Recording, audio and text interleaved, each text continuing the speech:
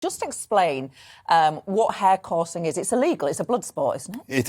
It is, and it essentially means people usually trespassing on land, bringing dogs, greyhounds and other sight hounds, so that they can set the dogs off to chase after hares and kill hares, and to do so making money. And so there's issues of trespass, animal cruelty, crime, and gambling, which this bill seeks to try and improve the powers the police have to try and stamp this out. And in my constituency of North East Bedfordshire, one of the reasons why I put the bill forward was a lot of those constituents are quite isolated. When these events occur, they've got no one to turn to but themselves, because by the time the police get there, often the people will have gone who are doing that hare coursing, and they're just left with the damage and the cruelty to animals on their land. But if it's illegal, is it that the law needs to be tightened up? It is. I mean, what I've heard consistently through this, and I've been advised on this by my own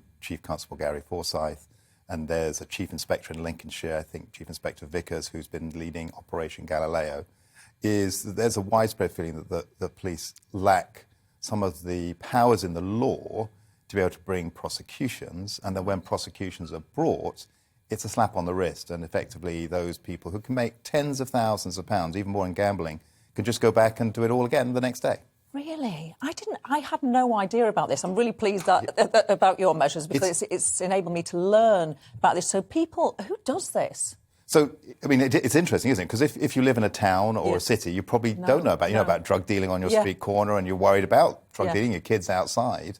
But in rural areas, a lot of what people are worried about is they go out in the evening, they can see tens, potentially even hundreds of people on their fields, and then they say, look, stop doing this on our land, and then they suffer intimidation. And it's that isolation in the rural areas that this legislation is trying to say, we're there for you, and the police want those extra powers. For example, there's no, if the police can't go to rural areas in 1 minute, they can't be there in a minute.